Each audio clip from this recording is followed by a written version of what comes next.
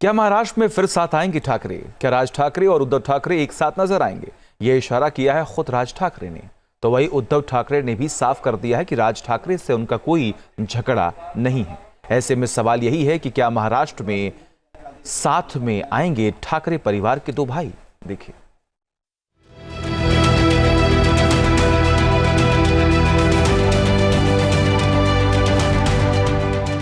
क्या दो भाइयों के बीच अदावत खत्म हो गई है? क्या राज ठाकरे और उद्धव ठाकरे फिर मिलाएंगे हाथ? महाराष्ट्र में ठाकरे ब्रदर्स को लेकर चर्चा तेज है। एमएनएस प्रमुख राज ठाकरे ने अपने चचेरे भाई उद्धव ठाकरे के साथ हाथ मिलाने के संकेत दिए हैं। एक्टर महेश मांजरेकर के एक पॉडकास्ट में राज ठाकरे ने उद्धव ठाकरे के साथ सारे मतभेद भुलाकर दोस्ती का हाथ बढ़ाया है। राज ठाकरे ने बड़ा दिल दिखाते हुए कहा कि उनके मन में कोई ईगो नहीं है और वो महाराष्ट्र के हित के लिए उद्धव ठाकरे के साथ आ सकते हैं, लेकिन ये सब कुछ निर्भर करेगा कि उद्धव की इच्छा क्या है।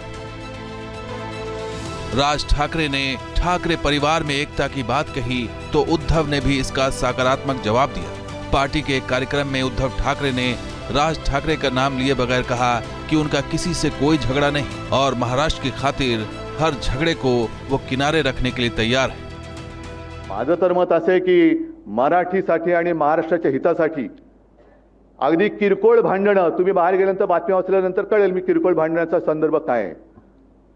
किरकोळ भांडणं बाजूला ठेवायला मी सुद्धा तयार आहे आणि मी सुद्धा सर्व मराठी माणसांना या हितासाठी, महाराष्ट्राच्या हितासाठी, मराठीसाठी एकत्र येण्याचं आवाहन करतोय।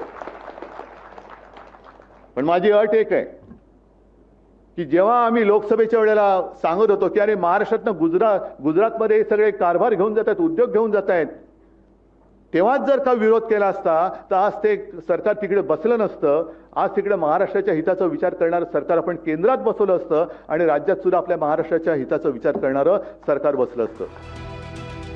दरअसल राज ठाकरे ने बाला साहब ठाकरे के नेतृत्व में राजनीति की एबीसीडी सीखी थी, लेकिन बाला साहब ने जब उद्धव को अपना उत्तराधिकारी नियुक्त किया तो राज ठाकरे ने 27 नवंबर 2005 को शिवसेना से इस्तीफा दिया था।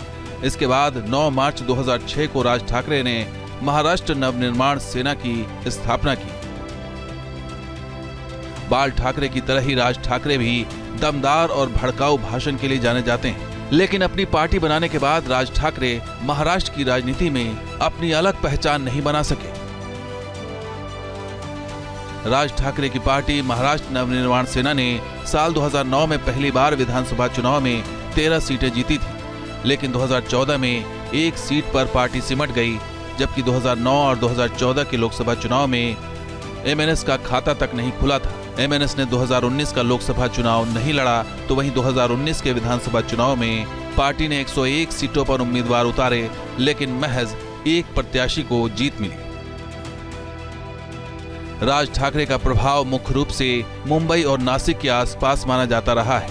18 साल तक राज ठाकरे ने अपने दम पर राजनीतिक वर्चस्व हासिल करने की कोशिश की, लेकिन वो इसमें नाकाम रहे। शायद यही वजह है कि राज ठाकरे अब महाराष्ट्र की राजनीति में नया प्रयोग करने का संकेत दे रहे हैं। अब देखना होगा कि क्या 18 साल तक बिछड़े ठाकरे भाइयों का फिर मिलन होगा या नहीं। Team news nation. News nation अब व्हाट्सएप पर खबरों के ताजा अपडेट के लिए न्यूज नेशन के इस क्यूआर कोड को स्कैन करें।